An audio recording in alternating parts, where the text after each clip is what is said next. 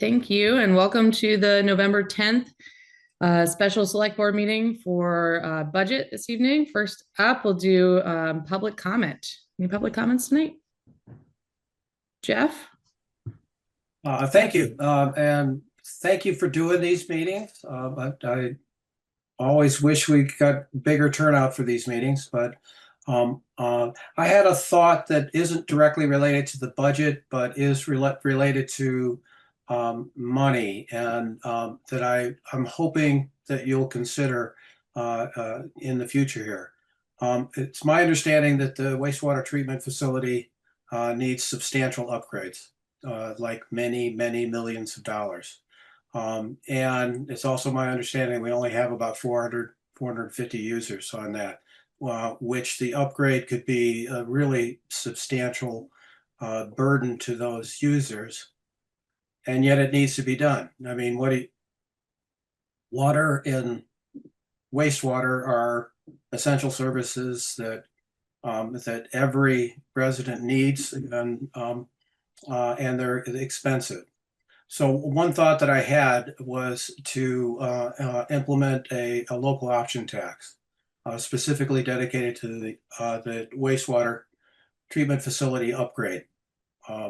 It could be either on rooms and meals, it could be on all sales, but 90% of the sales, the retail sales in Richmond, are going to be in the village. You know, that's where all of our commercial activity is. The village businesses, they need water, sewer. And this, having a local option tax would spread our tax base beyond just the borders of our town. Richmond is arguably a destination location now. And one way to for those visitors to support our infrastructure is through a local option tax.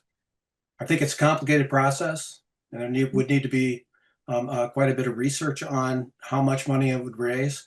But it would seem to me whatever funds it raised could be used to offset at least some of the debt service and take some of the burden off of the local users.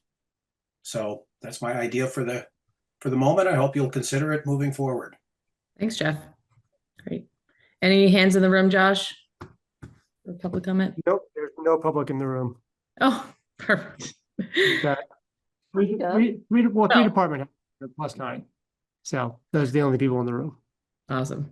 All right. Any additions, deletions, or modifications to the agenda this evening? Nope. Great. Actually, I guess just one thing to follow up on Jeff's thought there. At the next meeting for water and wastewater, which is next week, we're going to dedicate probably an hour to funding for the wastewater treatment facility upgrade. So if you're welcome to jump in on that meeting if you like, Jeff, and we can probably add that to the discussion with the engineers next week. I would only add for those few of us who are not actually on the Water Commission that it might be worth participating or watching. Tip to viewers is, of course, you can speed up the meetings, usually to at least 1.5 to 1 3/4 time without losing content. Great. Jeff, do you have another comment? Yeah, Josh may need to slow down how fast he talks in order to make that work. The reason I brought it up to this body is that yes, the revenue would be raised for the Water Sewer Commission, but I believe it would require a charter change and probably a vote by the general public. And so that's why I brought it up in this venue. Yeah, good point. Okay, thank you. Okay, no other additions, deletions, or modifications to the agenda? All right, we'll start with our first agenda item then, review of fourth quarter FY25 financials. All right, so these are included in the packet, a number of different documents. I'll focus on a couple things here, though. So this is the full 12 months of FY25. So this goes from July 1st, 2024 through June 30th, 2025. Yep. So right here is the bottom line of the general fund. First thing that should jump out at you is there's a negative $206,000 balance that's sort of between the revenues and the expenditures. So looking at that though, we did budget to use $433,000 in unassigned funds in FY25. So if everything came in exactly on budget for revenues and expenditures, we would have negative $433,000 for that one specific fiscal year. This is also consistent with the audit, which shows unassigned funds decreased by about $211,000 from the end of FY24 to the end of FY25. So although there's a negative number there, it's nothing we haven't really planned for. And then we see a similar thing on highway. Make that bigger here on highway too. So we see a larger number of negative $1.7 million in highway. And that is mostly due to the July 2024 flood, which if you scroll up has about a $2 million, get up to where that is here. So the flood, there was $2 million. That is mislabeled. That's not reimbursements in July. That's the expenses of the 2024 flood. So that gets us to this negative 1.7 million. And if you look at the audit, it's fairly consistent with the audit, which shows restricted funds decreased by about 1.6 million from the end of FY24 to the end of FY25. The budget status reports never match up exactly with the audit. There's just a few things that get calculated differently on these between depreciation or the way that certain things are accounted for. But they're pretty close. So those negative numbers, well, initially I was like, oh God, and we took a step back, looked at them and go, oh yeah, that all sort of makes sense and is consistent with what the audit's telling us as well. So if there's any questions about anything specific, Connie went through, added a number of comments to all the documents, and then there's the quarterly financials in Excel form as well. So happy to dig in if anybody has any specific questions. Caitlin, this is Bart. Just, I think it's worth, at least for the record, saying, you know, what we spent on flood related from our reserves and what is pending that we still expect to receive, because I think taxpayers sometimes shocked, wait a minute, I thought we had a bunch of money. Yeah, and we will get into the next agenda item is a bit more about, well, actually, I guess, so that question I think is more about what did we do in FY25 to spend for that, right? Right. So we did spend about $2 million. That was mostly in, you know, well, it was all in unassigned funds on a highway to go towards that. So that's where we ended up with this, with the negative number. And then you'll see when we get into the review of unassigned funds and restricted funds, we actually are at a negative balance for the highway unassigned funds, which is the restricted funds year to date with everything all previous years added in. So while we did have a lot of money in restricted funds, it was a $2 million flood. It ate into those quite a bit. And maybe a quick status, what, for those of us who read the news on a daily basis and see the ups and downs and vagaries of the federal government, what we think we might anticipate from the federal government and when. Yeah, so so right now we've already received, let me get to the jump ahead a little bit. So this is the next agenda item, but we can take a look, we'll bleed into it. So we've already received $563,000 in reimbursements from FEMA. We are still waiting on $987,000 in reimbursements from FEMA. We've submitted everything we need to FEMA at this point. We're really waiting on, they end up then coming back with a number of questions, ask for more details. So we're sort of in that back and forth phase, but we're getting closer to the end for that. And then we have some roads that are covered under FHWA. Make this a little bit bigger. And those, I think last week or this week, we'll submit everything we need to for that. We had a really good meeting with the FHWA representative, who's actually a Richmond resident, last week. And I think we're getting close to getting him everything that he needs to get that money back. From the meeting with Peter, who's the Richmond resident, who's the FHWA representative, you know, he said he's already got other towns paid. He just needs a little bit more detail from us, and he expects us, as soon as we get that in, to get paid. They reimburse at 100%. So those roads that they oversee are 100% reimbursement. FEMA is at 75%. I expect we'll see that 987,000 within the next couple of months as we finalize their questions and get that paid. That starts at 75%. There's an additional 17.5% that comes in from the state, but that I would not expect until probably sometime in FY27. That takes a little bit longer to get through and get to us. And I think we might even have to complete our mitigation projects, which we still have a couple outstanding to get that percentage back to us. What is the difference between the two?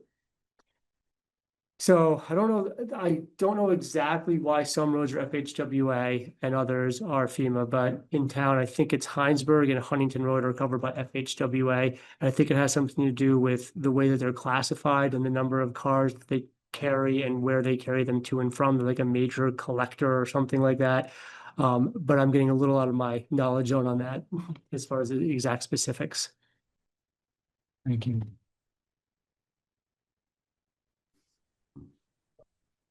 Great. Any other questions or comments on this section? All right, we can move on to the next, which I think we bled into a little bit, which is discussion of projected end of FY26 balances for unassigned funds and restricted funds.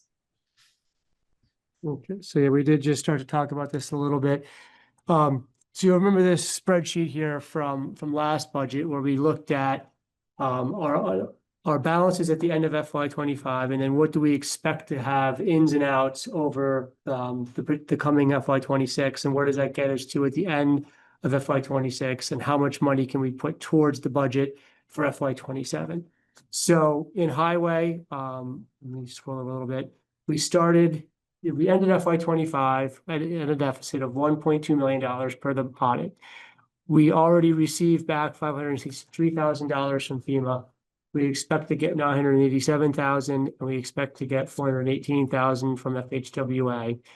So that would get us to a year-end projected balance of $694,000. We have a policy that says we need to keep 15% of the budget on hand.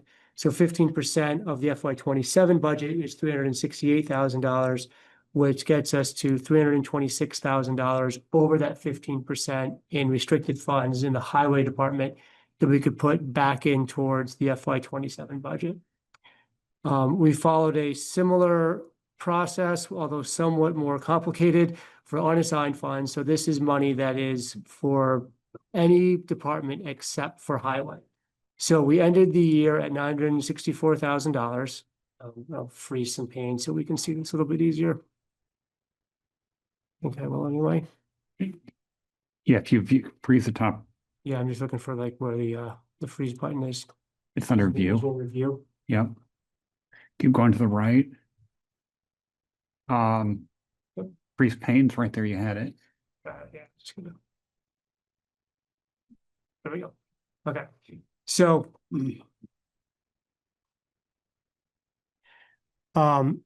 We know that we committed $78,000. Yeah, is that not quite focusing right? We're trying a different projector because the other one kept dying on us. And this one, Duncan had tried to calibrate it. Let me make it bigger. It's a little fuzzy at our end here. Yeah. Yeah. And I know Duncan was playing with it to get it a little better. Doesn't it usually take up more of the screen? That's If part of it is, if I think we can full screen it within the Zoom. Can you, Can you? I think so. If you go to view at the very top there, upper right hand corner, click that and go to full screen here at the bottom. Oh, Oh, much better. that'll help. Still not perfect. But it's bigger. It is a little better. Thank you for that suggestion. Make this a little bit lower here. Okay. Can we get that to all? Okay, that works pretty good. So we know we committed $78,000 in unassigned funds to go towards the 26 budget. So we're assuming that that will get reduced by $78,000. We looked at payroll savings in the police department in Q1, found $85,000 there. We're projecting $103,000 in payroll savings and vacancy savings in Q2 in the police department. We have a budget for a shared police chief. We've spent part of that. We have $66,000 left in that budget line, which we don't anticipate spending any out of because the contract with Heinsberg has stopped for shared police services. We looked at contract services for police, annual non-budgeted costs. So this is when we were contracting for patrol and general services from Heinsberg. We spent $15,000 so far to date in FY26 and do not anticipate spending any more, again, due to the Heinsberg, the police department stopping that contract. We had some vacancy savings while we were in between zoning administrative officers and planning and zoning of about $17,000. The new employee in planning and zoning, there's been some changes on health insurance coverage. So we're going to save about $22,000 this year in health insurance and planning and zoning. We did have to budget for the pickleball court. That money was transferred, went from ARPA into the general fund, and then from the general fund into the special project reserve fund. But at the time we put money into special projects, we kept money out for things that we knew we had under contract. So we did expend $144,000 in this fiscal year to put that pickleball court in. So we have to factor that in. We did. And I'm so sorry, Josh. And that money, because we haven't paid back this, you just said this, and I was Sorry. off in Neptune. We haven't moved the money back to the special projects fund yet, right? So when we did put a bunch of money into special projects at the vote in November, Okay, but when we did that, we knew that we were going to have to pay for the flood. So we didn't, and we knew we were going to put anything in special projects, we were going to sort of go towards the flood. Mhm. So or at least in the cash flow side of it. So what we did was we held back things like the pickleball court and anything else that was under contract to say, okay, we're going to spend that money. The goal was to probably get it done in FY25, right. but it bled into 26. So that's what now we have to account for. Like, okay, that was in the unassigned fund balance, but we just spent it. Okay, so how much of this, the so-called ARPA money that we borrowed from to pay for the flood still needs to be repaid? So we did talk about that at the last budget meeting. We Right. there was never actually a motion to move that money into you're the right. general fund. So that fund is actually still fully funded. Okay, And what we did when we talked to the auditors about it, they said, well, take a look at what you're projected to get back from FEMA. And once you realize you're going to get everything back to make you whole and then some, then you can start to spend out of the special projects reserve fund as well as the highway bridge and culvert fund, which we don't have an planned expense for a couple more years. okay, And I think the next thing out of that fund for special projects would likely be the parking lot over in Browns Court. okay, Next here was, we discussed at the last meeting, there's $25,000 in the budget for a fire department assessment. If we don't do that this year, which it looks like we may not, from the one that we got pro bono and some work from Chief Levesque, we have $25,000 that we're not going to spend. The local economic impact payment that the board voted to accept about a month ago or so. At the time, they told me it was $30,000, and we set aside about $3,000 to go towards the money that we needed for the rescue truck. When the payment came in, it was $50,000, and they said, "Oh yeah, it's 50, not 30."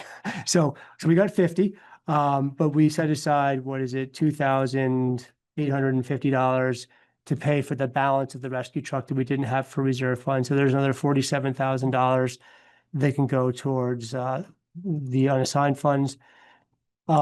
We put in a couple of things based on the budget that we have requested in FY27. We had asked for the assistant town clerk to increase hours, and we thought, well, if we could get her to increase from January to June of this year, that would also be helpful. And most of that is to help, as Connie is going to retire here soon, to get her trained on payroll, to help with that transition, and also to help with some additional recordings that keep coming in and kind of seem to be increasing a lot in the office. So proposal to increase $5,000 to increase some hours for her for this fiscal year. As I mentioned, Connie's looking to retire. I'd like to have some overlap so she can have about a month to try to train a new person and help kind of give some of the ins and the outs. So what we did with these next two lines was looked at what would the overlap be for May and June? It would be about $22,000 if we had to pay both Connie and a new person for the last 2 months of the fiscal year. But then if we took Connie off for June, we would save about $10,000. So the net of that is about $12,000. But we wanted to show both of those to sort of show the new person coming on, the savings for June, and where we'd be with that. So if based on these assumptions, we end up with a balance at the end of this fiscal year of just over $1 million in unassigned funds. 15% of the general fund of the budget is $523,000, which leaves us about $550,000 to use towards the budget. The next thing we did was look at reserve funds and how much well, let me stop there and see if there's any questions, because there's probably questions. There is. Okay. This is not direct, it's tangentially related to this. With Adriana's position going up by 8 hours, does that make her eligible? Is she already receiving town benefits? Will this make her eligible for town benefits? It would make it eligible for, I think, VEMR's, but not health insurance. Okay, so she'd be No, going up no, to. not for this year. Well, not for this. No, I realize that, not for this year, but is she going up to 28 hours? Is that 25. 25? And is that the budget for 27 too, was 25 hours, which kicks in. This will VEMR's for a full put her year. up to 20. Oh, And then honest to after, gosh, I didn't realize she was doing that little. Okay. yeah, she's only 12 hours a week. We I do. thought she was So half she'll time. Okay. give me 8 hours one week and she'll give Suzanne 8 hours the next week. Okay. All right, any other questions on how we got to this portion here? Nope. Okay.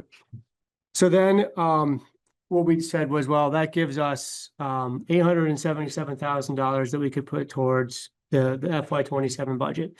If we did that, that would certainly help this year, but keeping in mind some of the conversation from last week that we don't want to kick the can really down the road all the way, we started to look at, could we kind of overfund some of the reserve accounts? With the idea that if we put more in this year based on the unassigned funds, we can reduce future payments and then take those from higher payments in the next few years to a little bit lower payments. So what we did was look at some notes. I want to make sure I keep following correctly on this. Josh, real quick question on that. I'm trying to think how to phrase this. Yeah. If we don't overfund those reserve accounts, could we use that to lower the tax rate? Yes, and we will use some of this just to lower the tax rate. But if we use it all to lower the tax rate right now, and we could plug that in, then we would still have like a $600,000 problem next year to figure out, basically. Okay, I'm not trying to, kicking the can isn't necessarily a good idea. I'm just a little bit nervous about how we're gonna get it down to 3.7. Yeah, well, I think we can show Connie looked at it pretty hard, and I think we got actually below that. And still overfunded some of the reserve. Oh, accounts. well, then I'll Yeah. touch my mouth. So let me actually, I think, Caitlin, if it's okay with you, let's move on to item Yep. C, because that's really all I had for item B, and then we'll get into the budget. That was just sort of a calculation of unassigned and reserve restricted, and now we'll move on to the next item. Yeah, perfect. So the next item is the review of draft FY27 budget. My number is different than yours for some reason. What's that? Which, On the unassigned, are we looking at the actual one right now? Which version are we looking at? I believe we're looking at the actual one. What number do you have for unassigned? My unassigned numbers are different. If I'm looking, I want to be looking at not the projected, but the other, but we'll figure it out. Unassigned funds, we are looking at projected. We're supposed to be, are you looking at the projected We're one? looking at, Looking at we're projected. looking at the projected. Okay, Do our numbers match now? no, No. So this eight I seventy, still have 588, 364, where do you, right here? in cell 040 or 109, 1074. Yeah, it's the total of the,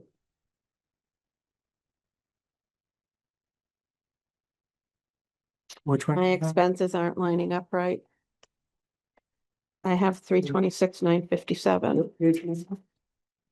So if I'm looking at the projected and I'm looking at that, it's tying. Yeah, because you're looking at the wrong, if we go, Oh, I'm looking at the wrong, looking at the wrong. the column, version. Wrong row. No, I want to go to 2B, correct? Yes. We should match. Okay. Making sure we're on the same page. Okay. Yeah. So what we did was, we'll start with highway. So the last version of the plan, we had contributed $410,000 to the highway capital reserve. We increased that in this version to $575,000 with $250,000 coming from restricted funds. So that's this number right here. So that actually is a tax savings in this year's budget of $85,000, but it increases the highway capital reserve contribution from 410 to 575. We did a similar thing in police, where the last version of the budget, we had a contribution of 135,000. We increased that to 200,000 in this budget, but offset it with $100,000 from unassigned funds for a tax savings of 35K from this version over last version. For fire safety equipment, we increased the reserve contribution from 15,000 to 20,000 in this version of the budget, with all 20,000 coming from unassigned funds. So that's a tax saving from last version to this version of $15,000. In the fire equipment capital reserve, we increased that from 175,000 to $220,000, with 50,000 coming from unassigned funds. So that's a tax saving of just $5,000. But that puts, I have the total number here. So that puts a total of $420,000 from unassigned and restricted funds into the reserves. This leaves $457,000 in combined unassigned. So $380,000 right here in unassigned funds that we could put towards the budget, as well as $76,000 to go towards a tax offset in FY27 from the restricted funds. What it does for the reserve contributions in FY20, the tax contribution initially was at $720,000 into reserves. It reduces that to $615,000. Then going forward, we were at about 720, 725 for FY28, 29, and 30. It puts us in the 652 range for FY28, 682 for 29, and 682 for FY30. So we're looking at about $60,000 to $70,000 of savings over where we would have been next year by using some of the reserve funds to pay down contributions in years going forward. So to get to the bottom line where Jay was going, what is that? I'm gonna get, okay. So there's a few other changes here, but go to revenue. By doing that, it gets us to a 3.31% increase over the prior year. Amazing. And it was like we're going to be going up by 17% before this draft. It was, yeah, closer around there. And that's where having, I mean, what did we say? There was a total of unassigned funds when we did the projection. You know, the total is $877,000 in unassigned funds. And that's because, sorry, go ahead. No, go ahead. I was going to say, so if I just sum this up in one sentence, the reason for this is because we think it's more likely we're going to get the FEMA funds. Yeah, so it does assume that, you know, right now of this, these numbers here, we are looking at, we've got 563 that's already come in.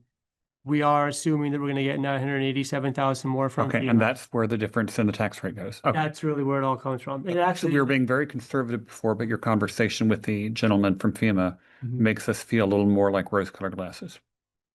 Yeah, and I mean, at the last version of the budget, we hadn't dove into any of this yet. Okay. So we didn't have any projections for unassigned funds. We do have the 563. And I think both the FEMA rep and FHWA rep are, you know, they're both continuing to work through the shutdown. We're getting payments. I think that 563 actually came in during or just before the shutdown. And they've both been saying like, yeah, once we get everything. Okay, and some towns that appear to us have already gotten all their money. Yes, some towns have already gotten the FHWA money, and we've already gotten a portion of the FEMA money. Okay. It would seem to me, given that we haven't received it yet, maybe in column D, rows 6 and 7, we should say anticipated or something like that. Because Yeah. that's different than we have received up above, which makes sense. Yeah, we did that. The tab itself is unassigned funds projected. Well, no, but I think what you said, but Connie, what we did was Yes. So we had LTBR, which was, I realize now, a shorthand that Connie, I understand, is likely to be received. but it means nothing to all of you.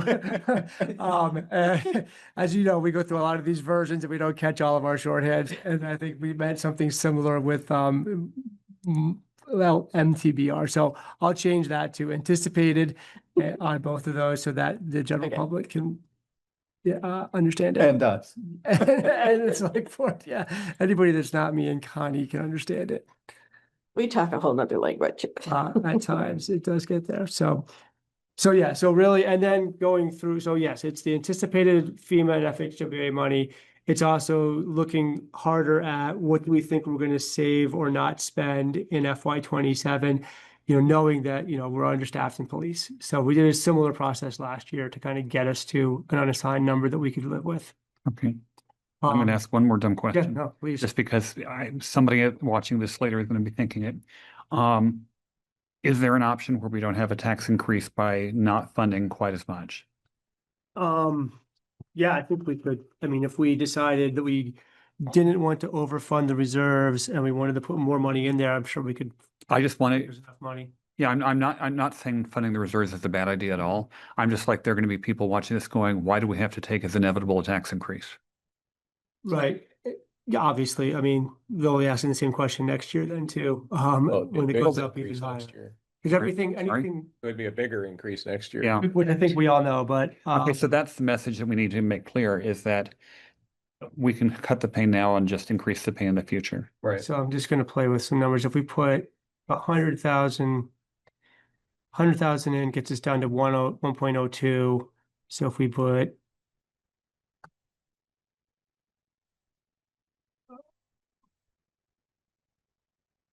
so if we put $150,000 and we didn't put that into reserves and we just put that straight in as a tax offset, we would get us to about zero, roughly. And to David's point, it would make more of a seesaw that we've tried to We try to avoid, avoid that, right? where, the sawtooth thing. Yeah, that's where we're trying to pay down because we'll still have a $600,000 cliff next year, Mhm. most likely, or And- maybe not 600,000, but something close to it. And did you see Jack Lynn's post in Front Porch Forum today? His was about the police department. Right. He was saying, why do we keep on budgeting in such a way that we know we're going to have a big pot of salary savings? Why can't we just budget less for that? We I- will, I would, it's coming up. Well, no, but Yeah. I mean, I'm not trying to cut it. No, no. It's a question that was asked. I would add, this comes up from some source every year. Right. Why are we budgeting? Are we really confident we'll fill those positions? Another thing that Jack said in his comment was, until we know what happened to the money, but we've just been talking about what happened to the money. It doesn't go into the Tahiti fund. It disproportionately goes to offset the next year. Right. So arguably this year's excess revenue reduces the need to generate revenue the subsequent year, and we've been doing that a number of years.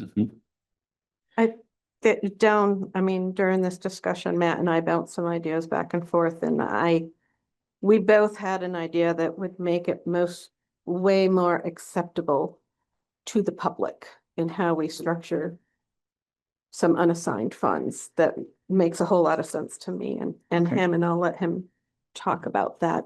But the main thing with the reserves was what we saw was a big increase going from the 300,000 range up to over 700,000 in the capital plan for the next 5 years. So by finessing the numbers a little into how much we were putting into those reserves, I was able to get those 700s into the 600,000 range, which for the next 15 years, doing what I was just doing, we were able to keep it between 600 and 700,000 for 15 more years. Okay. Can I ask, because in my time here, interest rates have varied a little bit. How do we account for our future prediction of interest rates on our reserve funds? So I had a thought with that. Certainly we have a few big reserve like bridge and culvert. which we're working towards putting $1 million aside for a bridge on Southview.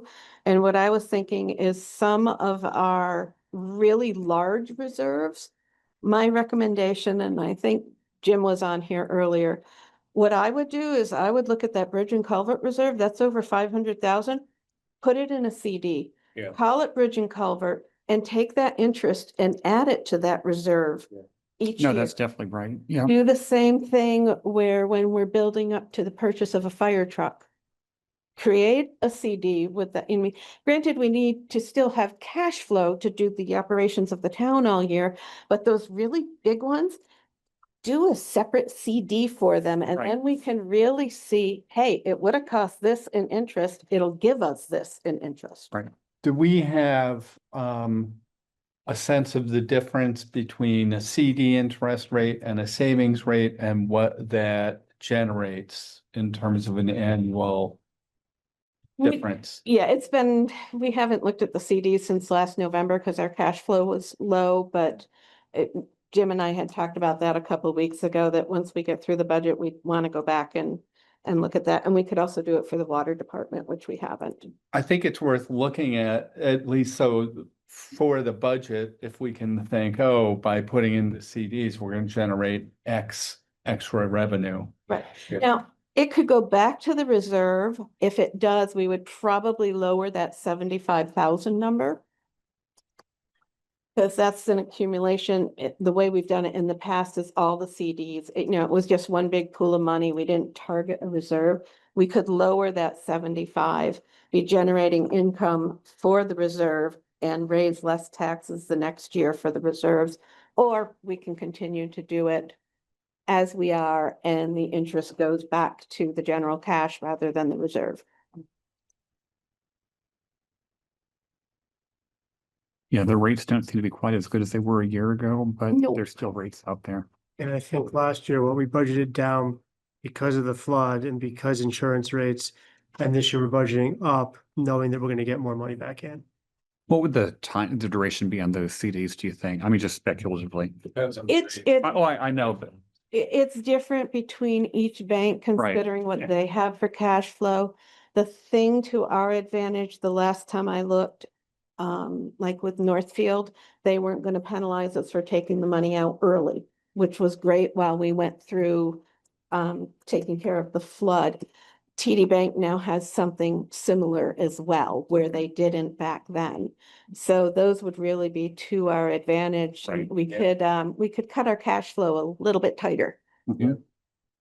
Cost risk. But if the whole point of a reserve is money you're not going to spend for a while, QED, put in a CD. And it looks like they're in the neighborhood of 4 or 5% in that Yeah. neighborhood. But it changes every month from the 3-month to the 6-month to the 18-month Especially probably today's and from bank to bank. market. Oh, yeah. But yeah, When from what I- MMCTV last bought a CD, we shopped around and it was, as you said, really impressive from bank to bank to bank. And we eventually went with the one that had no penalty for early withdrawal. we were doing CDs with both Northfield and TD. Yeah. Same with us. Get a toaster. I got a calendar. And pastries.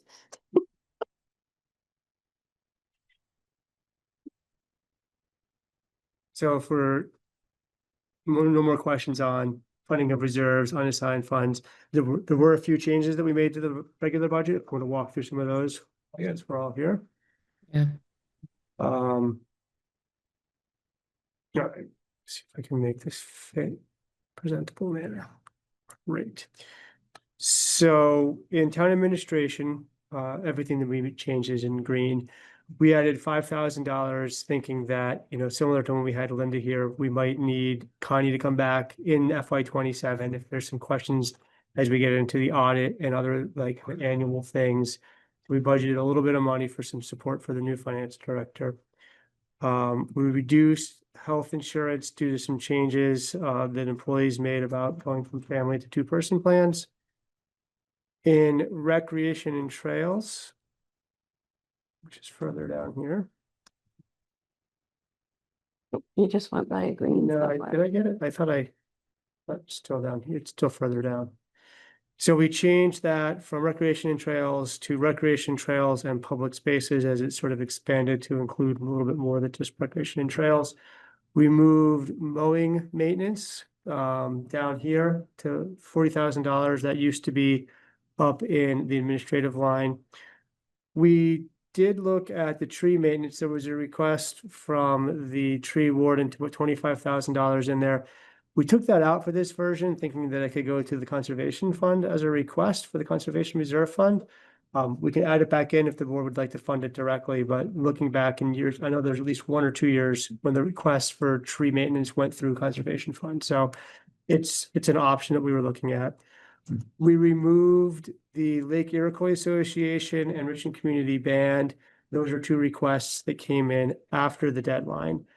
One note on here that I didn't get a chance to change, but I heard today that the July 4th fireworks, instead of being $15,000, they're going to be $22,000. And the company that we've been using forever, North Star Fireworks, is on the verge of ceasing to be in the business. Yeah, they're aging, as I understand, they're aging out. They don't really want to do it anymore. And there's a reduced number of crews even doing pyrotechnics because of liability and things. So that $22,000, despite the fact that it sounds like we're paying for a Cadillac fireworks show, is actually cheap. You know, by getting our contract in early, if we'd waited much longer, we probably wouldn't have been able to have a fireworks show. Yeah, and I asked if we could keep it at fit, because 22,000 is the same show we got last year for 15,000. Right. And a lot of it is tariffs, and Sue explained there's a new company, I think, that bought North Star already. Oh, they may be taking over the operation. Yeah, that's what Sue told me today. So I said, well, can we pay $15,000 and just get a smaller show? Because we have a half-hour long show, maybe we could go 20 minutes.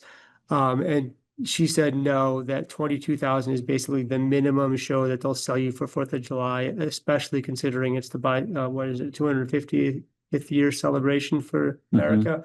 So to guarantee a show on the 4th, you got to spend at least $22,000 is my understanding through Sue, and confirming that with DJ at the fireworks show. And a question that somebody somewhere is asking, either now or in the future when they watch this, what about drone shows? Prices are coming down. They have not come down that much. They're like $100,000 plus, right? Yeah, they're really cool. They're really cool.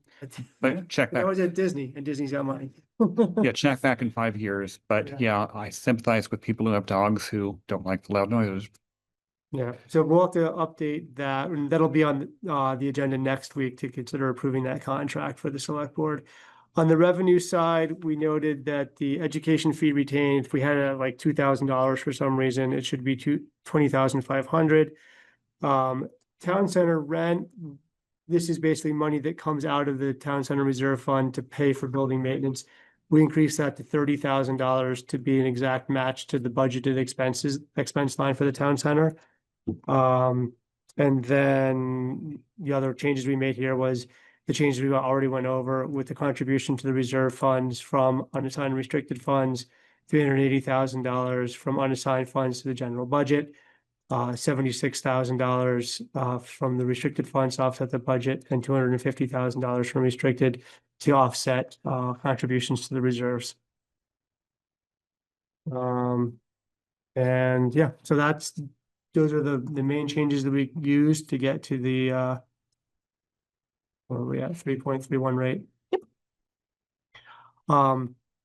There were some other things that I put into the memo to the board if you wanted to consider other changes to the budget. We could look at charging all the town center building expenses, utilities, insurance, and maintenance to the town center fund. Right now, we only charge what is like 2/3 because of the tenants, and the rest we consider- 3/4. Okay, so 3/4. Yep. The rest of those we consider sort of like the staff inhabited portion of the building, so we haven't charged it directly to the town center building fund, but we could. On the police side, right now it's funded with 4 officers. We could look at funding it at 3.5 officers, which reduces expenses by about $63,000. Again, then we would have, to kind of make that up in FY28's budget, assuming we're fully staffed, which. Well, we would have had to pay that anyway. If we were fully staffed, we would have had to pay that anyway. Right, yeah, but we'll have to then we'd have to add that to the budget, right? Right. Rather than. Yeah, if we're, Already. it would be a one-time saving, assuming we got fully staffed. Exactly, yeah. We could eliminate the $5,000 per diem for the finance director and just assume that the new person would be kind of on their own and using other resources. We did look at, could we eliminate the $95,000 contribution to the Bridge and Culvert Reserve and get a loan for the $500,000 estimated total cost of the next bridge replacement? We could reduce the fire capital reserve from 150 to 170, or to 150 from 175. It would still stay in the black all the way across. It just get a little tighter in some years, assuming we don't have price increases.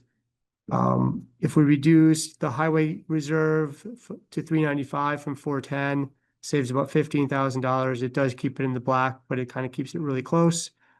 We could keep the assistant clerk at 12 hours, which would save $17,000. We could remove $15,840, which is a contribution to the Wilson Community Justice Center that we added in for the last couple of years. This year, it's unclear what's happening with. We still don't know if they're going to go away. Well, they're going to be, I think, administrated out of Burlington. Right. With satellites in Essex, Williston, and South Burlington, which is, I think, where they are now. But I don't really understand their funding model completely just yet. So Okay. like there's a grant that's coming into the state. It sounds like they're still going to fund some presence in those three communities, but it's unclear if they're going to ask for more money. The initial ask came from Williston because they had some hard costs that weren't being covered and they were providing services to Heinsberg and Richmond. So they asked us each for a contribution, which kind of made sense when you looked at the money they got in the grant and the hard costs. I also understand that there's going to kind of reduce some of the services. So the Wilson Community Justice Center used to do, Crystal Lee did, I don't know, she had a menu of like 25 different things that she offered.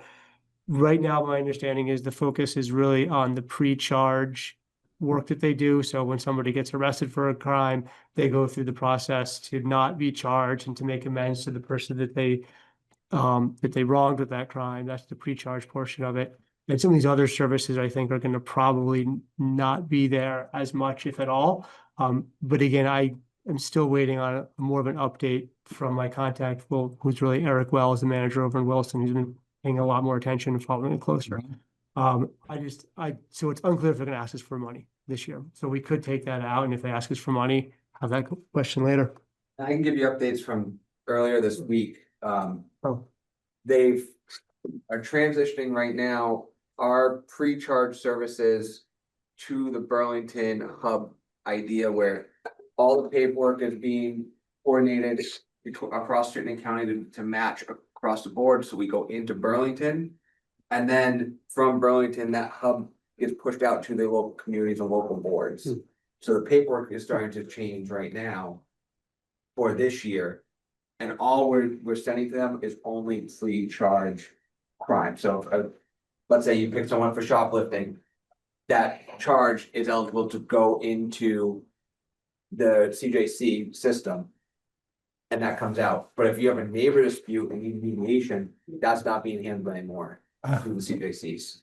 Okay, so when you say pushed out to the local boards, I apologize for the dumb question. Are we saying that the Williston Community Justice Board that actually handles cases it would be pushed out to, or are we talking about pushing it out for us to fund this board?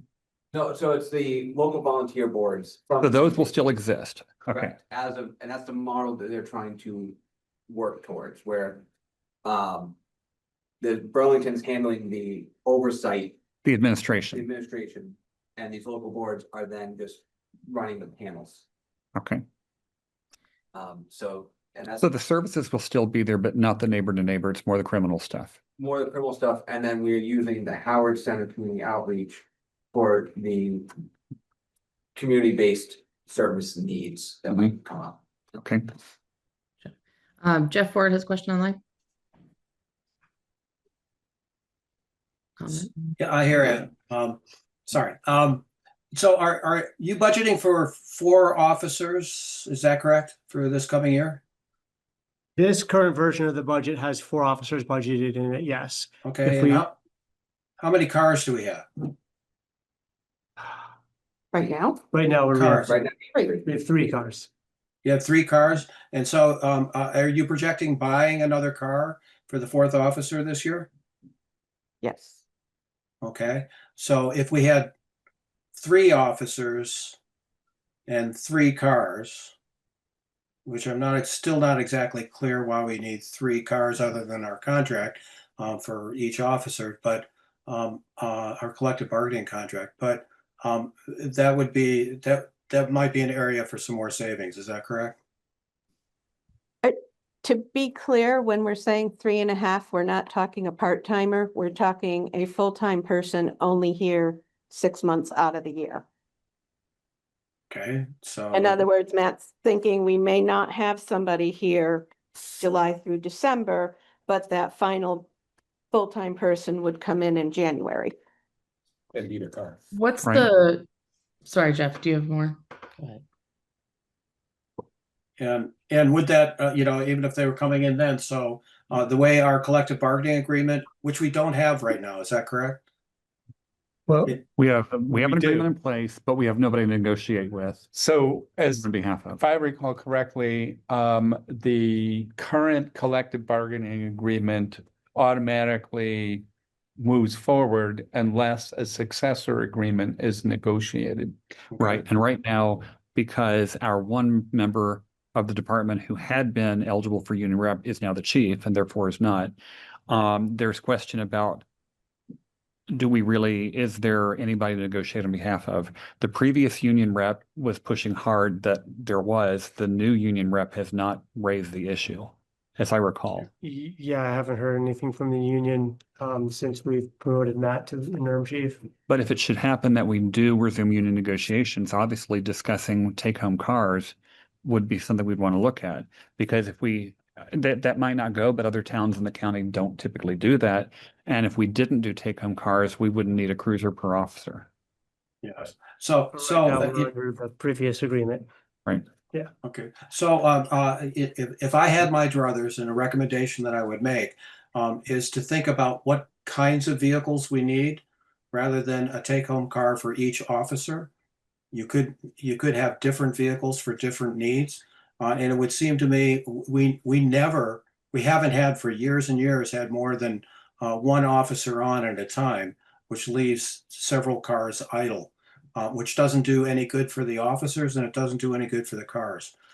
So in thinking, if you need to find a place to save for savings, the number of cars and the number of officers, it might be one area to look at. Thanks, Jeff. So, Go ahead. I respectfully there's a limited, I guess, our scale of how many officers we have versus how many cars is. Yeah, right now, the contract says, yes, we have an officer, they need to have a take-home car to work. But the likelihood of when we move forward and if we are fully staffed, there's going to be 2 officers on at any given time is the goal so we need a minimum of 2 plus a backup because cars break down. We don't always have them available. That leaves us with a 3 minimum. Okay. And if we move on to, let's say we want to actually staff like the 4th of July with everyone's on shift on that time, people need to have vehicles to move around or on foot, and maybe we can't get to where we need to go to. Right. So if the department scales up, I would agree with Jeff. Yes, we don't need as many, if we don't have take homes for every single person, we don't need as many cars. But with the scale of the department, we're going to need a certain minimum amount of cars to run the department successfully. And So I don't I just- disagree with that.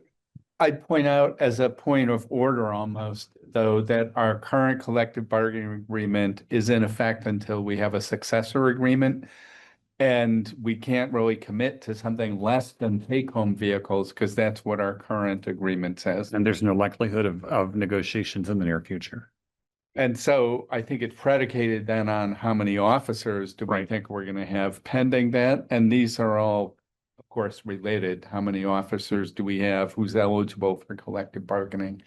And one presumes often people look at, like the officers are, maybe look at total compensation. So if wages go up, that can be a trade-off for the take-home, because the take-home is partly a financial benefit to officers, right? Correct. Part of the total compensation package. Plus the chief would have one. Right. So if we have a chief and 4 Four. officers, we Right. need 5. We're only looking at purchasing 1 new one in fiscal year 27. Okay, and we've got, I haven't looked in the last 10 minutes. We have the money in the reserve for that. Yes. And can I only observe, we wouldn't buy it unless we needed it? Like, Yeah. if we don't have enough officers to justify needing it.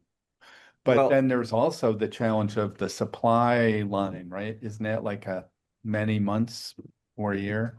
Yes, so part of that is the supply line of how to get it and the length of time. It's probably between 3 and 6 months from ordering to completion.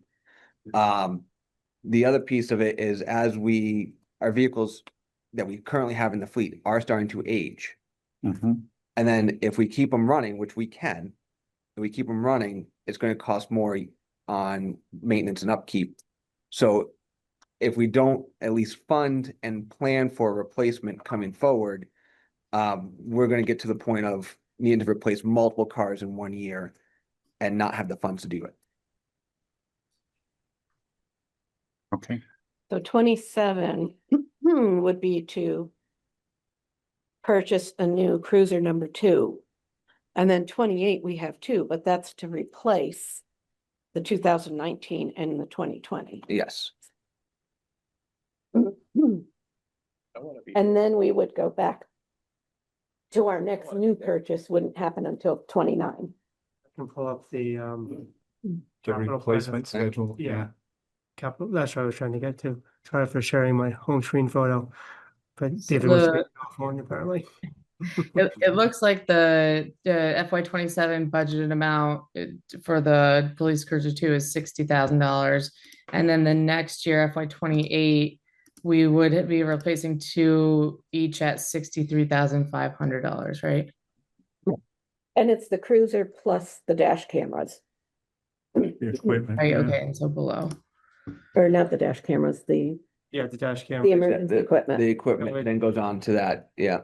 So it's the 60 and the 25. It's bigger too, so I'm Mhm. realizing this is very small for everybody else. The question from my perspective, so we've struggled to bring people on. I think we have a really good plan for recruiting and for kind of changing the tone of what we're looking for and you know, how we'll compensate for that. And I'm fully aligned with that.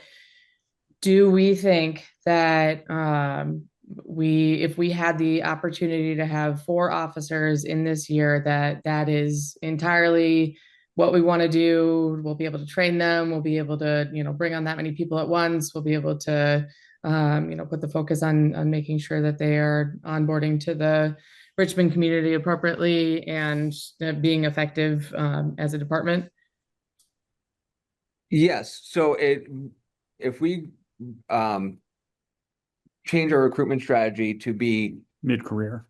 mid-career individuals, the people who have experience who are coming into the department, that reduces the amount of training we need to put into them to onboard them.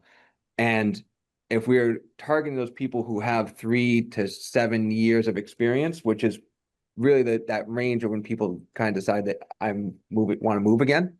If I want to target those individuals, onboarding them will be much faster than saying I want to onboard a new recruit where I'm limited by what the academy has for a schedule for availability, plus our training officers that we have available as Right. well. So if we move forward with a very aggressive recruitment strategy and get those people on board, we're going to need vehicles to have available, or we need to have the funds set aside to order a vehicle Mm-hmm. if we need it. Yeah, and I think like just looking at the budget for this year it's at the 60,000, where next year there's 2 vehicles. Like I'd rather make the decision point next year on if we need an additional vehicle at that point and decide not to do 2 and only do 1 at that stage versus if, if we don't end up purchasing a vehicle this year, that's just going to give us a wager point next year to say, oh, look, we've got that money still in play and we can use that towards the next one here. My other question here is the police chief. So, now that we are not working with Heinsberg, and we haven't gotten bites from other communities at this point that are committal, what is our police chief plan? Do we have to hire a police chief? I'm assuming yes, but I just have to ask the question. Are we accounting for that police chief plus 4 officers, and that's what our capacity is? Like I just kind of want to see how that fits in the picture. Yeah, so for this budget, it includes a full-time police chief and 4 full-time officers, assuming that we're not going to partner with Heinsberg or somewhere else to split the cost of that chief. I think that would be a bit further away at this point. Gotcha. Okay. Jeff, you've got your hand up. Yeah, thank you again for calling me. This is an issue that's near and dear to my heart. So I have a couple things to say, and I hope I'm not going to be obnoxious. One is if we're talking about, I really question the need for 4 officers and a chief, and we have not been able to do that over the past 6 years, 7 years. We've not been able to fully staff our department. I think it's probably more realistic that we might get 3. And if that were the case, I think you should look at cars, because it's not useful to have more cars than we have officers for either the equipment or the town or our budget. And here's my obnoxious part.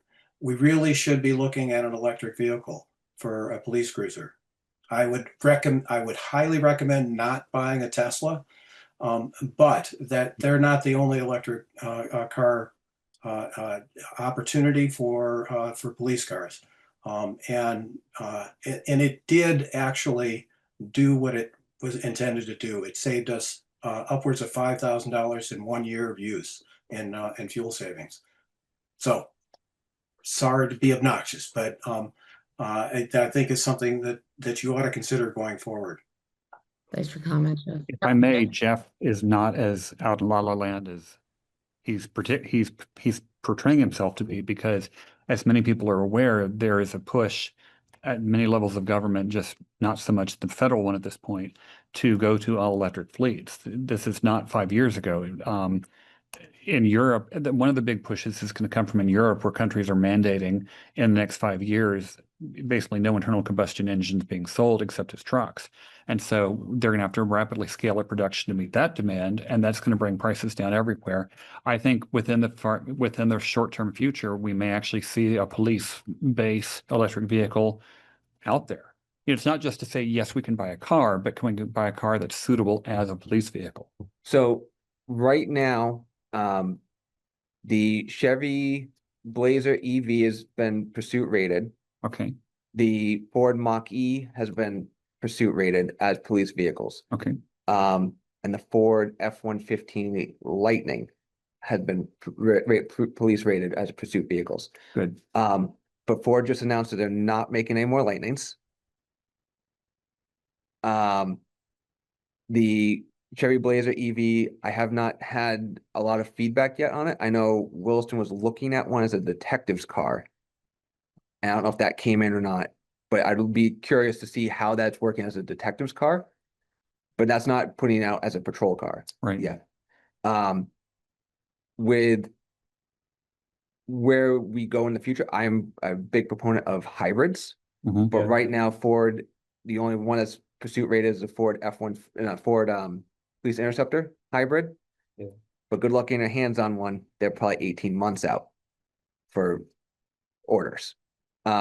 So I do want to see the fuel savings. I'm a proponent. I think the hybrids are actually probably the better way to go, Mhm. because you'll get the fuel savings, but the reliability of the gas engine that we know we need. But I think it's going to be based on what we have available right now when we go make the purchase and decide what is the best vehicle for us at the time. At Very the time of cities. purchase. Berry City's using the Explorer hybrid. So, the term pops up of pursuit rated. Maybe describe briefly what that means. Yeah. So police vehicles are tested by, I believe it's Michigan State Police, and they get a rating. And if they match a certain criteria for speed, stopping, roll resistance, then they get pursuit rated, which means that if you are driving the vehicle at high speeds, which we do routinely for driving code, not just pursuing cars, but just driving vehicles at high speeds, that vehicle has been rated to handle those forces and be safe on the roads, which then limits our liability as a town. Because if we don't have a car that's pursuit rated and driving at pursuit speeds, it's a higher liability issue for us. Thank you. So I think the take home here is, as we approach the need to purchase a cruiser, we make a decision based on what is available, and arguably the market continues to evolve, right? Correct. Jeff put something in the chat. You put a, Are there major price differences? Yeah, they're more expensive.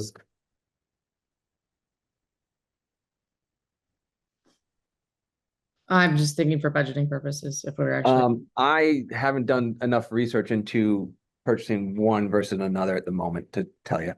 Well, because it's also complicated because there's the purchase price and then there's fuel and maintenance. So there are some offsets arguably. And Right. and building it out as a police vehicle. But then building out with the internal equipment too. Yeah. So there may or may not be, I don't know the answer to the number of different options to build out the police vehicle in each model. Like, also, as we go forward, if we keep similar models, as long as they haven't changed the model greatly between year after year, we can transfer equipment without having to buy brand new equipment over and over again. Mhm. nice, cool. I just did some Googling and it looks like it 318 horsepower. Is that good? It's Not moving. bad. It's a light SUV. It'll move. So I just did some Googling just to get an idea, because we can get in our minds that EV vehicles can be, twice the price of a regular vehicle. We have 60K for the vehicle budgeted right now, and it looks like the, kind of base cost is between 57 and 60K. So I think that when we are ready to have the conversation of what we're buying, that we're in line from a budget perspective. Awesome. Probably have some offsets, so. So if we're ready, I have two comments. Josh, you went through sort of a list of things that are ups or down. And I have a couple of comments about those if we're ready to move from police and police cruisers. I think so. I did want to point out, I don't know if now's the time to do it, where we talked about. Yep. So the past few years, we've looked at taking unassigned funds and just throwing it at the general budget. And Matt and I were talking about it, and it's like, well, the public's biggest beef is that we keep raising money for the police department, paying tax dollars for something that doesn't come to fruition. So what I'm thinking is, Matt and I looked at the past 3 years of vacancy savings from the police department, and I'm thinking maybe this year we don't throw it at the general budget. I know it amounts to the same thing, but we throw it particularly at the police budget. So we're not raising taxes to fund the full police budget. And if we don't fully use that budget, we've not raised taxes for something we didn't use, and it still is in there as unassigned funds to be used the next tax year. I know it's just more of how you wrap your head around it. And Jacqueline was in last week, and we were talking about that, and he said, that makes sense, because the thing that seemed to tick him off the most is that we keep budgeting this big budget for police. Where's the money going? Well, now we can say, we're taking those vacancy savings and we're putting them at the 27 budget for police. So my first reaction, I understand people think this is a bunch of money. And it only sticks out because of the scale. This happens all the time every year. They're underspending and overspending on different line items, and I'm a little concerned about the slippery slope of putting guardrails for each line item. Oh, like, we can't move dollars from here to there, where in fact, under statute, the select board's authorities is to do exactly that. I mean, that's what we do, is, I mean, it's like a household budget. You know, if you have a good year in heating costs, you're not obligated to maintain the savings in your heating cost fund for the next year. So I'm only pointing out that it's sort of a slippery slope, and in fact, somewhat arbitrary, because at any point, any future select board could say, we're not doing that, or we put it in, but it's not truly restricted. It just has a name on it. Yeah, Right, I mean, and it's really just the name on Right. it, because in essence, the last 3 years, it's been $706,000 of police budget that's been put back into the general fund to offset taxes the next year. I think the perception by a lot of people in town is, to use Bard's metaphor, is we're putting money, the family is putting money toward the trip to the moon budget. And then they're turning around every year and spending it on, oh, I don't know, gas and tires and other needed supplies around the house. It's like, why call it the trip to the moon budget if what it's going to really be spent on is this other stuff? and as we're not labeling it as restricted. I just put it Yeah. as police budget, general unassigned funds. Well, at the end of the day, isn't it arbitrary whether you put it into the big pot and reduce tax revenues for everything, or you put it in the police pot and reduce tax revenue needs for police? Like I said, at the end of the year, it comes out, I'm just thinking of a way to make people feel we're really magnifying. We had all these savings in the police department. And that our taxpayer who asks, well, why am I raising money again for the police department? Well, no, it is going back into the general unassigned fund to offset the budget. You're not re-raising these taxes again, over and over again. So it's, I think you're right. That's what several people have sort of glossed over, that we're not raising it and putting it in the bank year after year. We raise it and then right. we use it to offset taxes. I will also point out that there are people in town who at previous town meetings have put forward motions to eliminate the police department, and Jacqueline was one of them. And I'm not condemning him for that. It's just, I think there is a certain attention to, why are we spending money on police? I will also say, in a more recent conversation, he said he had come around to support spending money on police. I think it's just how much and under what circumstances. Yeah, I think that earlier we took a look at the budget, and if we had reduced it by 150K, right, it would get us almost a zero, almost raise. Is that right? Did I say that right, Josh? Yeah, I mean, that was sort of some quick numbers, but that's what I looked at, yeah. Yeah, so I've kind of got in my head, like, if we can eliminate 150 appropriately, then, you know, we could make it an easier year for our taxpayers, when this year has been pretty brutal for a lot of our community members. And although we didn't have a flood this year, people are still recovering from it. The government shut down. We've got people all over town who are not making money right now and are, you know, dealing with that until the government is starting back up again. And then, you know, just a general raise of prices of everything. So I'm being very conscious, while also being budget conscious, because we don't want to run into a place where we don't have the money for the things that we need. And so as we look at the police budget, we've got that $100,000 in the unassigned funds. You know, I do think it's good to have a little bit in the piggy bank to be able to flex these things of what we need. And I think that if we look at the trend over the past couple of years, it is a little telling of how much we've put back in. I think there's probably a little bit of a balance there, where we could say, you know, we could do a budget for 3.5 officers like you've recommended. That would give us 6 months. You know, the second half of the year, starts our budget to be able to hire that person. It's going to take us some time to get, I'm sure, that fourth person on board. So that makes sense to me. That saves a little bit of money. And then additionally, like if we could take out 50K of the unassigned funds and put that back towards, tax savings, but still leave 50K in there, I think that gives a good buffer still, and also kind of, works us back towards the reduction and accomplishes both of those things. When you say take out 50, I'm not following what you mean by take out 50K. You mean So- like take it out of the reserves? Yeah, so instead of putting it in the reserves, use it towards the budget, so that we're essentially, I'm assuming, saving 50K at that point. So what if, and actually, I want to, Barb, you were gonna, before I go down, I've got some thoughts on what Caitlin said, but Barb was trying to speak 2 people ago.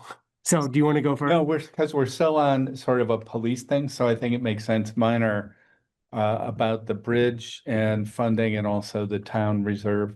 Yeah, because I was actually gonna build on what Caitlin asked and kind of like pull in some of those things. So maybe it would work. Because what I was thinking is, if we looked at this budget and we could do it live if you guys wanted to, if we went to 3.5 officers, that reduces it by $63,000. If we wanted to charge all town center building expenses to the town center fund, that would add $17,000 in non-tax revenue. If we reduce the fire capital reserve contribution to 150 from 175, that would reduce by about $25,000 what we're looking to raise in taxes. And we could reduce the highway equipment reserve from 395 to 395 from 410. That saves $15,000. So right there, you're at 30, 40. You're close to that $100,000 number, if not at it or a little bit above, if we did those 4 things. The reserve changes only save money for this So year that's right. So that, and kicks it down. but Connie, but by reducing it by that for this year, it still locks in the savings that we have for future years, because we're looking at, because when we looked at that got us down to like, okay, we're at $3,000 in FY30, right? It gets us low, but not zero. So it just something. So Yeah, I have and a what I don't specific want to do comment. is, oh, go ahead, Bart, sorry. A specific comment about the town center reserve. So we are poised to have contractors do some near-term work and then medium to long-term work. It would seem to me prudent to not sort of raid the town center reserve funds, because I think even for modest things, we're going to be looking for money. Right. Recognizing that major work is going to be going to the taxpayers. But I'm not sure this is the year, as we hire people to help us spend money, that it's time to spend the money in another way. That's just my thought about town reserve funds. We could also look at the 15,000 contribution to Wilson Community Justice Center. If we eliminated that, that would save about $16,000, and that would be about the same as not taking the 17,000 out of town center. So Well, so I have another thought on this. What are we putting in for the Southview Bridge? Pete projected it at $1 million. We don't know if that's what it'll be. And how far out is it? 31, I think. So I'm only going to point out, I've always wrestled with the balance between how much do we want to get from current taxpayers for future expenses that they will never benefit from, and how much do we want to get a loan to pay for the things that then the people who pay back the loan will actually benefit from whatever the expenditure was. Yeah, I mean, and I think if we're gonna make that decision, now's the time to do it. So we didn't contribute to it at all in fiscal year 26. And I think if we make that decision now, that's a good route to go, and we stop raising money for that reserve with the anticipation of taking a loan for whatever we are going to need. Right now, at the end of fiscal year 26, it has like 473,000 in it. Which I'll just say is a substantial way. It's about halfway there. And when you add on interest payments, it'll be halfway there by the time we do it, which isn't bad. So I'm just questioning, do we want to really get 100 or try to get 100% of $1 million, or do we want to get more like 70% of $1 million, knowing we'll have to borrow some of the money then. I think this is something I'd want input from Pete on as to Yeah. where, what exactly is going on with that bridge, and do you still feel $1 million is going to Yeah. cut it?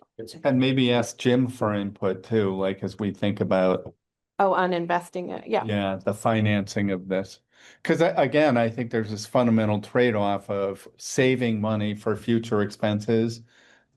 And I've used the example of people in their 80s who, like, for some expense 10 or 15 years from now Right. are unlikely to benefit from it.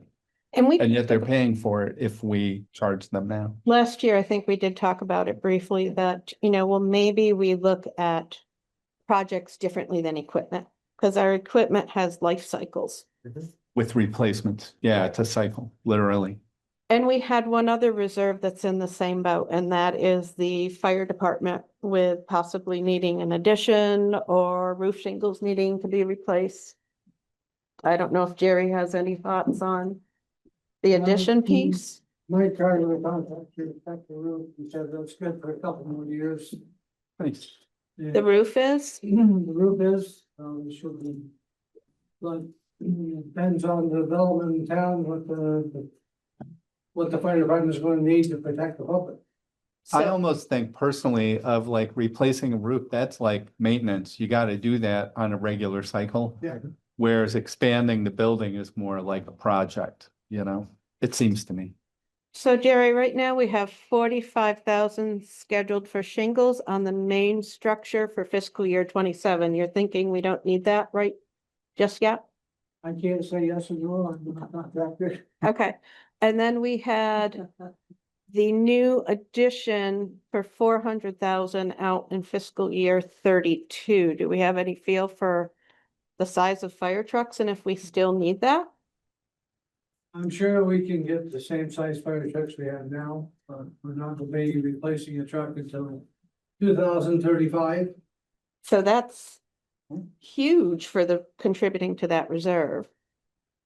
So I think will be a 20-year plan on replacement of fire trucks. But I cannot give you a good number on how much a fire truck's gonna cost in 2035. Yeah. So those two pieces impact the reserve tremendously and how much we have. That would actually bring those total reserve contributions down into the low 600s. But do we need to keep that $400,000? Jerry, you're saying this 400,000 could get bumped out a few years?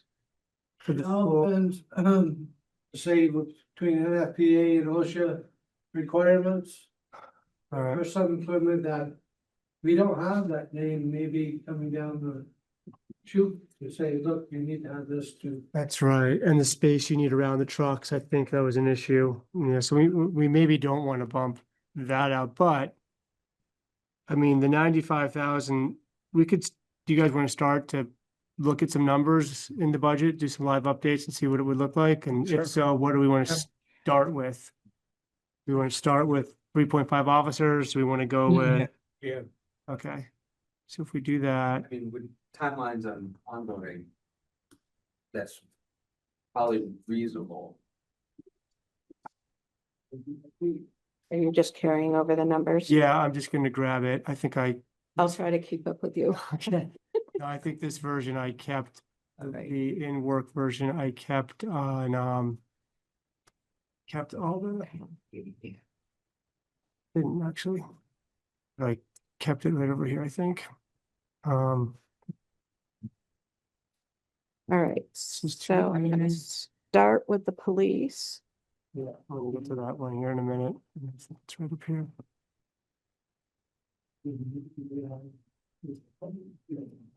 So the 3.5 officers was 811 total.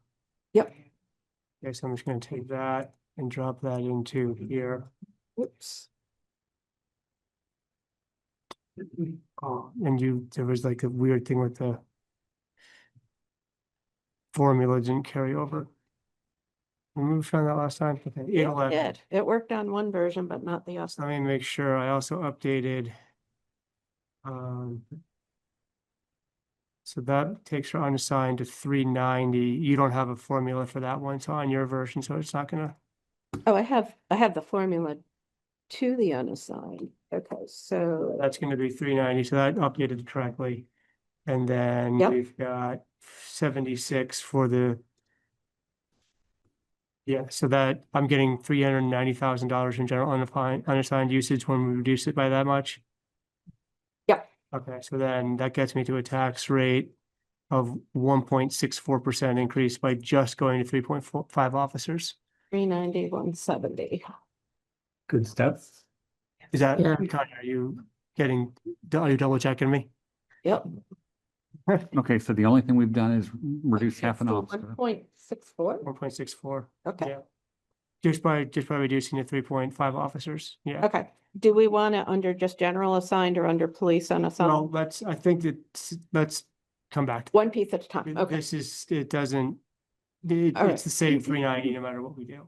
Okay. So if we did that, and then did you guys want to look at if we took the 95,000 out of bridge and culvert and assume that if it's $1 million, if it's $1.2 million, we would still take a loan on that in the future?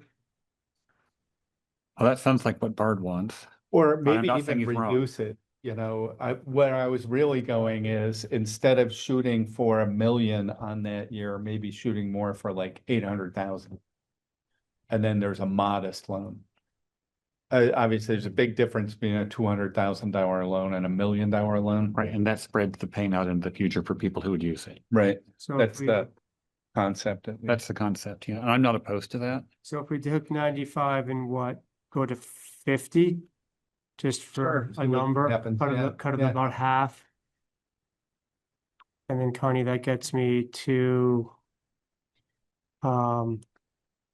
unassigned, why does that still say 390, 170? I did because the it- same nope. thing. No, sorry, highway budget now increases to 83,157 usage. Okay. Because it's So totally separate budget. If we put that reserve money into CDs as kind of suggested, that would offset some of the interest we'd be paying for the loan. Well, right, but then we'd be taking it off the revenue up above. In the revenue budget, we have over 70,000 in interest there, so we'd want to lower that. Okay. If we're gonna let it go straight to the reserve. Okay, So if we drop that to 50,000, Okay, wait a then minute, I'm back on. gets our percentage increase to 0.45. Okay, so we put 83, 157 for highway instead of 76. Restricted goes to 83, 157. Okay, and then drop the 70, Drop to 70. They're just. sorry, the interest, what were you just saying? No, I didn't drop the Others interest. needs to I dropped follow. the, I'm trying to.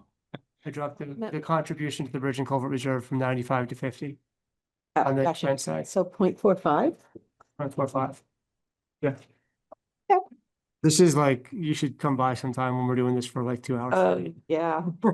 It reminds me a little bit of movies where you've got generals and they've got a battlefield map and units marking the troops, and they're pushing the troops around with rulers. Yeah, and we're trying to do it on 2 different versions at the same time. But it's a good double check too, because sometimes we're like, no, you didn't see this, and Yeah, the other day I thought we'd been at it a half hour. I looked up, it was 3 hours.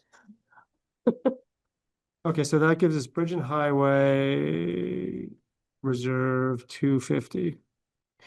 Okay, Town, do we the wanna, town center reserve comment I made Yeah. was an up, not a down if we deal with that differently. well, so right now, what we're doing it, this version of the budget has it the same way we've done it for the past number of years, which is Okay, Wait. what is it, 3/4 of the offset of utilities and insurance.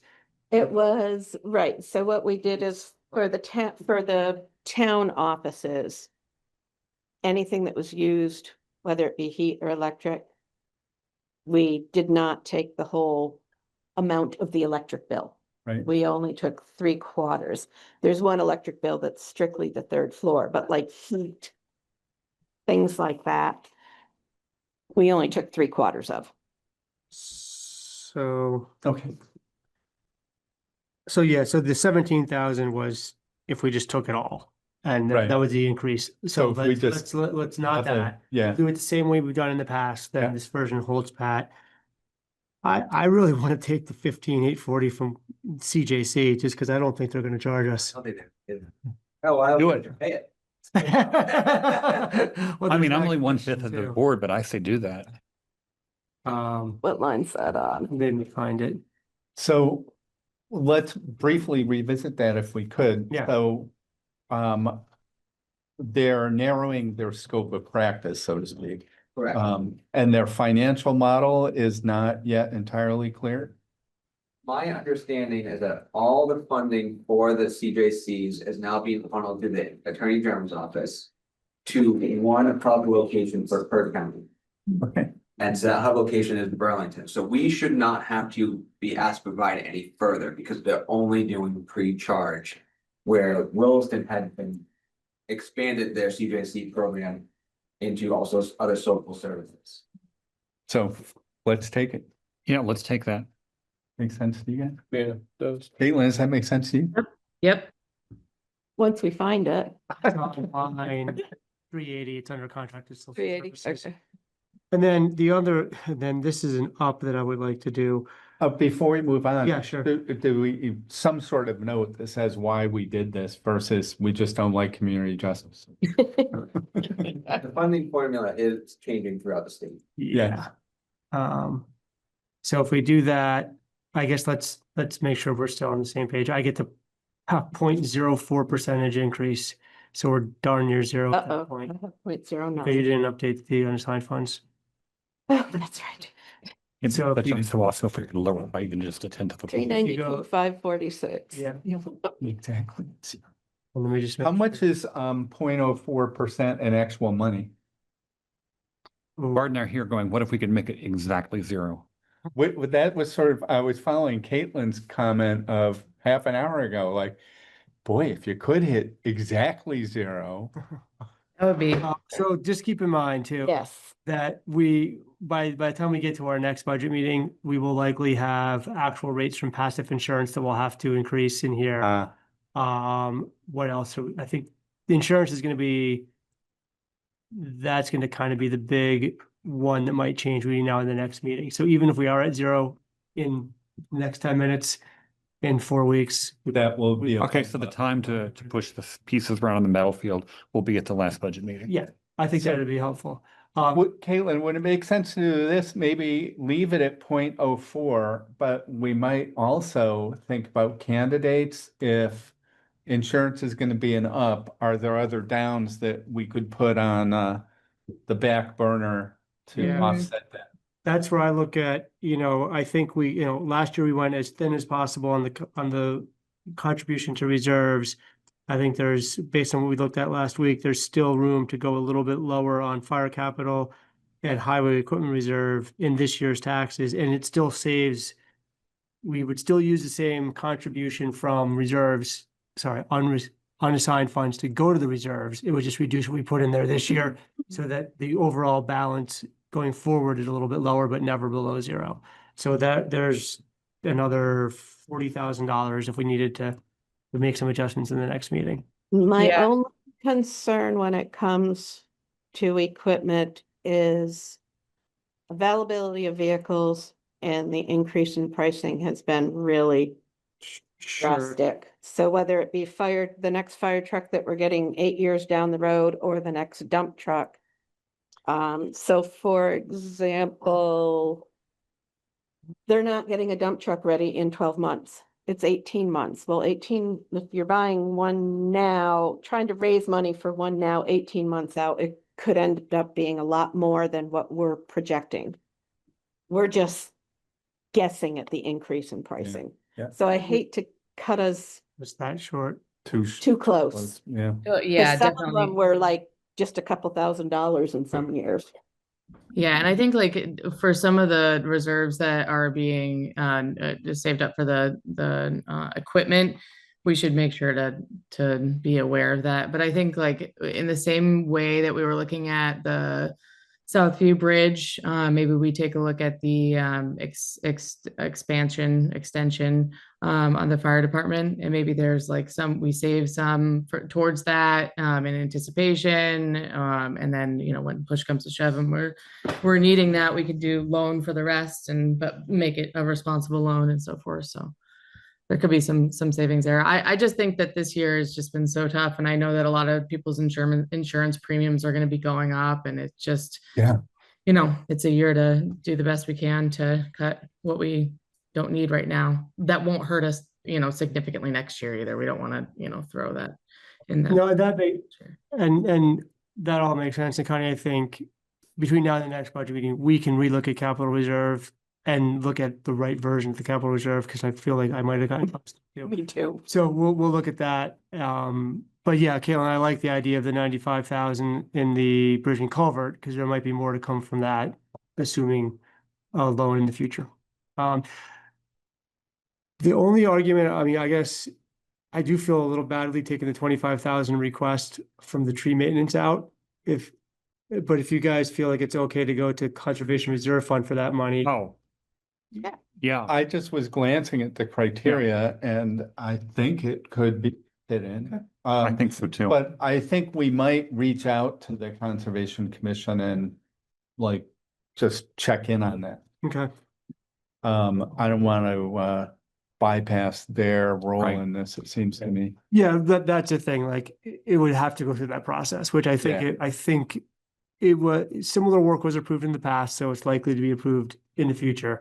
But I guess the philosophical argument is it something that we should just be funding automatically with the budget every year at 25,000 or some other number? We could go a lower number and then ask for additional from the conservation fund. I just know that Caitlin, Littlefield. Littlefield, our tree warden, has, she's put together a really great plan, and I don't want to discount that. Right. The emerald ash borer is not going to go away. Right. And like the idea, a lot of it's in the last war, and we need to do something to address that. So Yep. We'll leave it as is for now. I just wanted to make sure we had the conversation. It was more than just me saying, let's go to conservation reserve fund. Can I just observe, and this is sort of a sidebar or footnote, that in the town plan discussion, one could find suggestions on other ways of saving money for other purposes. I don't know if we want to nod to that in any fashion or contemplate any of the sort of open-ended suggestions. I don't think there was anything explicit. But I'll just point that out. It came up during that meeting. Yeah, I guess I would need like what specific suggestions. I know. I'm not remembering any specific suggestions. But if Maybe anybody for has the- one. Maybe for the next meeting, we kind of go through if there's specifics from there that we could take a look at incorporating. Frankly, my memory at least is it was still somewhat conceptual. Oh, let's put some money into this area. It was not as explicit as, for instance, the tree maintenance plan, I think seems to be. All right. I mean, I did, in the capital plan, I did plug in the town center, but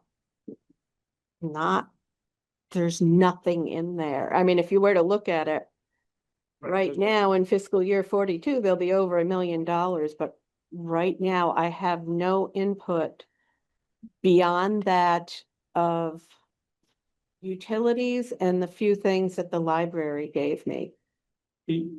But we know what's coming.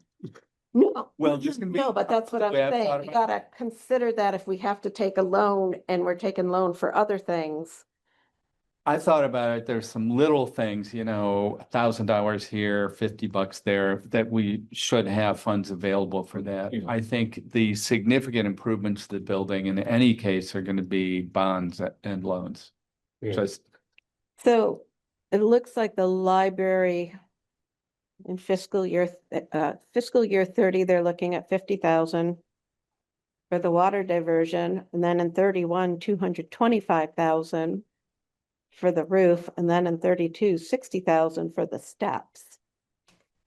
But and after that, they didn't have anything to contribute, but I don't know, I've not been part of the building committee at all, so I don't know what things we'd be looking at, or will we determine that more once we hire somebody? We had, I mean, I'm gonna say the last assessment had right around $10 million.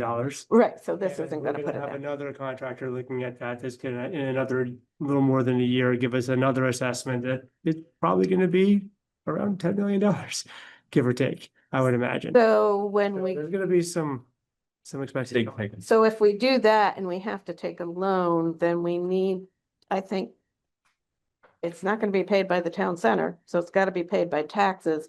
So that has to then be added to the budget.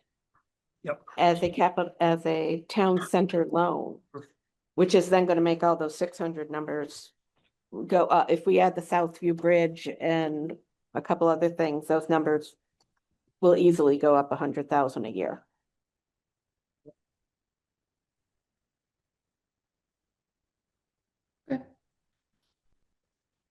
So are All we, right. are we good? So we do have to remember, we only have one more meeting scheduled. Well, so what we have on the table is insurance, maybe a conservation commission discussion. What are the other moving pieces in front of us?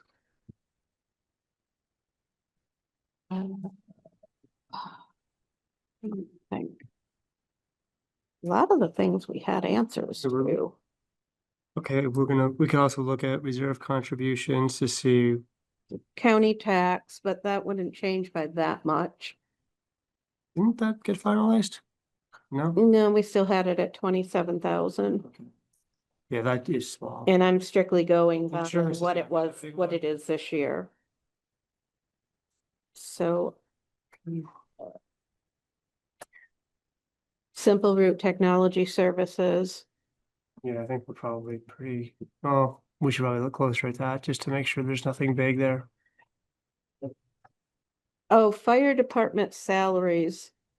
Hmm. We did not have a discussion with Jerry yet. We know what the minimum wage is gonna be, but we didn't, the guys were asking for something more to be considered. Are they looking, so right now we start with, I'll pay $1 above minimum wage. It's like $1.23 or something. It's a little off of $1 or more. But let's try to meet this week or next to figure out Okay. where you think you want to be. We did budget for an increase. We just haven't figured out exactly what that's going to translate to for the wages. So we should have a formula at least to back up a dollar figure, like about how many hours at how much money. Yeah. Some sort of average on Produce a that. figure, right? It's not as straightforward as a scheduled staff member, but Right. yeah, I want something similar to that. Because right now we went from 70 to 85,000, which I think gives us some wiggle room. Oh, yeah. Let's sit and look at what you want to do. And we'll figure out if 85 is the right number, but I think that's probably about where we'll land. Cool. July 4th fireworks. Oh, yeah. July 4th fireworks needs to go up. And of course, you know, the biggie, which isn't part of the budget, but is part of the tax increases. Whatever our grand list is and whatever the Oh, conservation. true. Let's That's check the in on the bigger- grand list estimate, because Lisa Yep. usually gives us a grand list estimate. That'll help. I go- think it's too early now because she's still beginning current use. Yeah, but sometimes She usually gives it Speaking to of- us in January. she has given us one, she's given us the back of the envelope by December, conservatively. She's usually pretty good. She gives us a conservative number and it is usually pretty good. So that will be the increase in grand list that helps reduce the tax rate. We have two sort of big picture things that don't really fit neatly into the budget. One is, as Jeff observed tonight, should we contemplate a local options tax for specific purpose, and wastewater as a candidate, of course. Another one is a chip district, so that's a new law. It appears to be a great vehicle, far more financially viable than a TIF district in terms of increased grand list values paying for infrastructure improvements. But you need a location partner. So somebody's got to want to build something somewhere that will have an increased value. Another feature of the CHIP district is it's possible that you use the increased tax revenues to pay the developer for their costs of making the improvements. And one of the benefits of that is you technically get the town out of holding the financial bag. Hmm. That if the revenues aren't adequate, It's not the town that makes up the difference. It would be the developer. Now, that's obviously a pro and a con, depending on whether you're the town or the developer. So how does that play out? So we do the tax collected from the whole town. No, the It way goes to the CHIP water works, department? no, the way CHIP works is it's designed to improve the infrastructure of a specific area. Okay, So an example would be extending water and or sewer into the gateway, just because we've talked about that. We have. And so what happens is the increased grand list value of development is something like up to 85% of the increased grand list value actually goes back to pay off the cost of making the Right. infrastructure improvements. And the scale goes from like, oh, we need 150 units to something more plausible, like potentially 40 or 50 units that would actually be able to pay for it because you use more of the money in a CHIP district than a TIF district. And the concept of the legislature is they were trying to make it easier for infrastructure to support housing development. That's what it's after, is housing. And there are specific incentives for affordable housing, defined in a couple of different ways. I just put in the chat what I was curious what it was too, and this is what Google has told me, that Vermont CHIP, a recent housing law in Vermont that allows municipalities to borrow money for infrastructure to build new housing, which is then paid back over time using future tax revenue from new homes and businesses. I don't know what the source of that is, but a lot of the conversation at the Regional Planning Commission presentation was not about the housing itself, but about the infrastructure. So a lot of developers are saying, I can make the pro forma business plan on the housing work. It's all the other stuff, especially water and sewer, Infrastructure, yeah. that infrastructure cost that's the tipping point and makes it implausible. Gotcha. Right. And Jeff is, I think, incorrect in that there is one pathway that requires voter approval, and there is another pathway that requires select board approval. And if I recall correctly, a select board approval is if the developer is holding the bag, and the town vote is if the town itself is holding the bag on the bond payments, where doesn't matter what the taxes are, you got to make the bond payments. And so if the grand list value doesn't go up enough, somebody's still got to make the bond payments, right? Or loan payments. And then local options tax is, of course, a whole other pathway. And I think he is right here that that does require but that wouldn't be happening for the fiscal year 27 budget, because it would, Probably doesn't it not. take like almost a year for a charter change? But like, the sooner you start, the sooner you finish. So are we interested in doing that? And maybe it gets into maybe when this budget is put to bed, we can explore that as get some help from others on, is it viable and It what does not would it require a raise? charter change. In 2024, the process was changed to adopt a local option tax, a local charter change. I'm checking local minutes. A local charter change and approval are no longer required. The Commissioner of Taxes may limit the number of municipalities adopting a local option tax, but we wouldn't know that would be the case. The select board would have to approve it. Then the voters would have to approve it either at an annual meeting like town meeting day or a special meeting. The majority of the voters who attend the meeting and vote must approve the tax. And then the municipality must give the Vermont Department of Taxes at least 90 days notice before the quarter start that we're going to do this. So it would have to go before the voters, but it would not have to go before the legislature. But wouldn't it mostly impact Richmond residents? I mean, how much of our income comes from outside of Richmond? Like, how many people go to the Richmond market? Right. There's been the theory that people who come here for mountain biking hypothetically do that, but then there's always somebody skeptical that says, I never see them there. I don't really know where we'd get those numbers. I don't think there is I credible. think Bard's idea was that because, well, for the water and sewer, because water and sewer serves the village, by having a local option tax on commercial stuff, we're kind of passing the cost back on to village residents. So the commercial, like the folks who would otherwise, the commercial customers who would otherwise just have to absorb it or raise prices like a tariff. It's more like CHIP where you get an options tax instead of just charging the customers.